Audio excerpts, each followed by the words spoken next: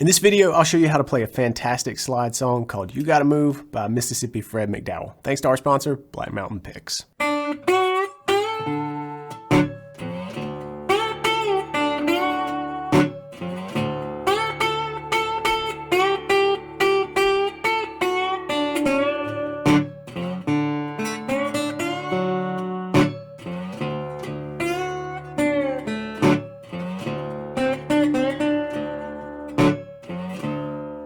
If you're looking to level up your slide skills beyond just playing with the slide across all 6 strings and really only around the 5th and 7th frets, then this could be your tune. Mississippi Fred McDowell had a way of making the guitar talk. And before we unpack that, you'll want to follow along with the tab and tune your guitar to open detuning, and of course, you'll need a slide.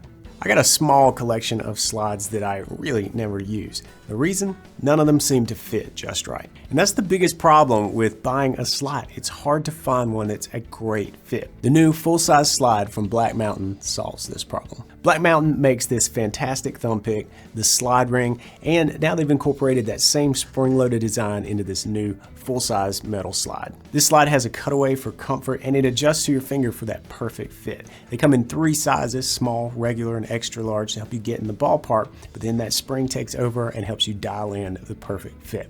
I'm using the small on my pinky, but it works great on my ring finger as well. So grab your slide at the link in the description.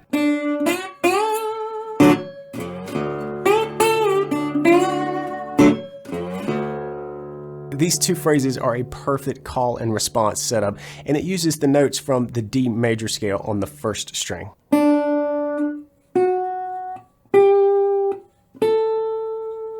But like so much of the blues, the phrasing is what makes this part come alive. So notice how we slide into the F sharp at the 4th fret, basically from nowhere. And we don't really hang out there. We quickly move up the 1st string to the 7th fret where we're going to apply a generous amount of vibrato. And the answering phrase starts out strong by featuring that A note, playing it twice as we work our way back down the scale tones.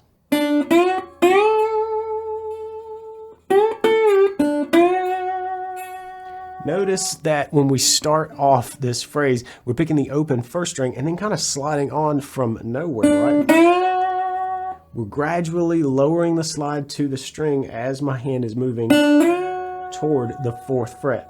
But we don't stay there because you got to move, right? We pause just for a brief moment to pluck the string again and slide up to the 7th fret. Well, we're going to end that 1st phrase and apply a lot of vibrato. Then answer that with that move.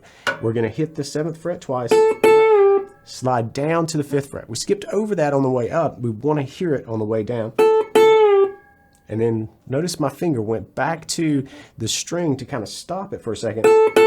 To set myself up for the open 1st string on the way to that F sharp 4th fret 1st string.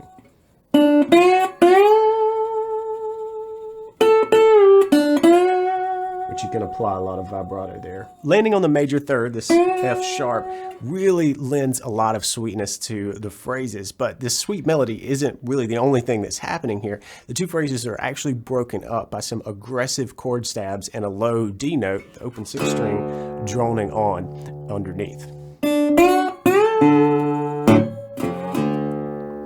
We're going to weave in this rhythm part with a little bit of variation as we go in between the melody lines. So once we rise up to the 7th fret here, our A note on the 1st string, we're going to play the open 4th string and let it ring. But not for too long because we're coming back with this chord chuck, this sort of, quick stab. And what I'm doing here is pushing through with a thumb pick. Sure helps to have a thumb pick on this one for this attack, but I'm pushing through strings 5, 4, and 3. And then as soon as I strike them, and I'm doing it quickly, right? This is not a light strum. This has got some meanness on it. I'm going to lay my hand down on the strings to choke it out. Then, while that's happening, I'm moving my slide and I'm going toward the 3rd fret 6th string, and I'm going to slide up to the 4th and then play the open 6th string.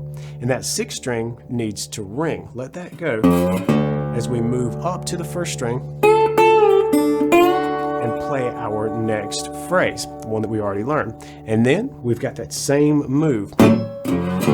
Notice how once you add the low D note droning, you'll have to adjust the slide position to just keep out of the way of the bass strings. You don't want your slide to bump into the 6th string and stop it from ringing out. That would kill the vibe here. You'll need to drop your slide down on the fretboard so it's not covering all 6 strings. And in fact, we really just need to target the 1st string here. So see how I've got my slide really close to the 1st string and not resting against all 6 strings here.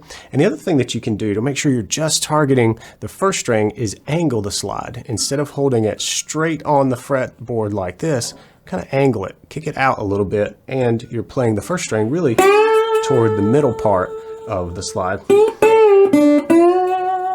Now this pattern of playing a short melody phrase on the treble strings followed by that chord stab and a bass drone continues as we move through the rest of the main melody.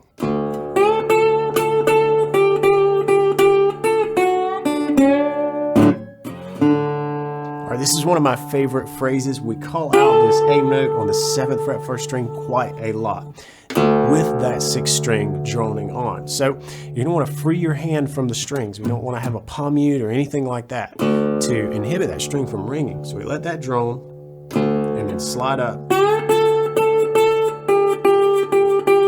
that's the rhythm that we're picking here, just moving from the 7th fret to the 5th.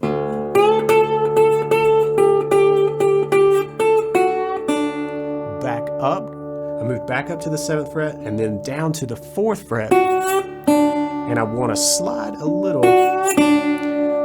as I hit that 4th fret before hitting the open string. And really, I'm wanting to slide into the 5th fret, also a D note. So there's a D open, but there's a D that we can slide into and add some vibrato at the 5th fret on the 2nd string. First time we've encountered the 2nd string here. So this phrase.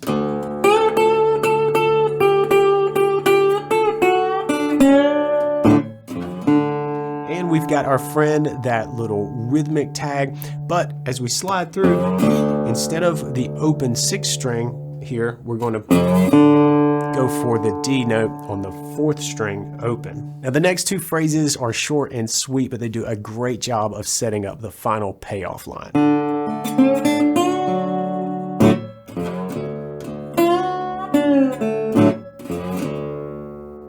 For our ascending phrase in this pair, we're going to start with the open 2nd string, and then we're going to slide up from the 3rd fret toward the 4th. We don't have to get there. This is just kind of putting a little bluesy approach to the D note. There it is if we were to fret it, but we're going to use the open 1st string here instead. And with that open 1st string ringing, I'm sliding into that major 3rd, the F sharp at the 4th fret.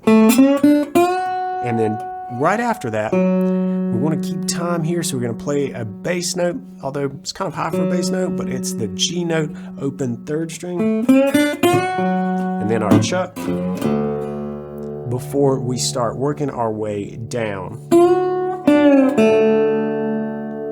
All right, so we're starting by sliding into that F sharp, 4th fret, and then we go up to the D at the 5th fret, 2nd string, slide off, and then plug the open 2nd string. Hear how these are real nicely complemented for each other?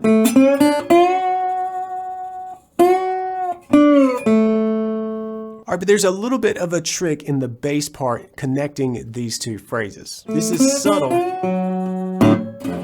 but right here, where we normally would just go to that open 6th string and let it ring, we actually hit that twice. And that helps keep time to do the next phrase. It's an important but very subtle part. Before we wrap up with this, our 6th string is ringing. We're going to work on the 2nd string from our 3rd fret to the 5th and just go back and forth there. And then, you guessed it, we're going to end with a bass move. Armed with these phrases and those punchy rhythm parts, you're going to have most of what you need to nail this tune. Now there's a part where the melody is played an octave lower on the 4th string, which really adds some super cool variety.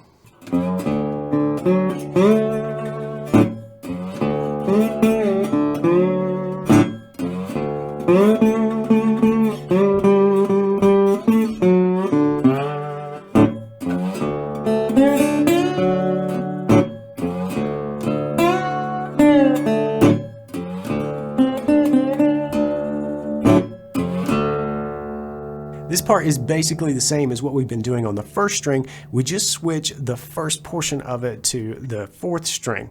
It's still tuned to D, so it's just an octave lower than what we were doing on the first string, but there's definitely a new trick that's thrown in at us. Playing the melody on the fourth string seems like it would be no real difference, except that we've still got to make sure we keep our slide out of the way of the sixth string.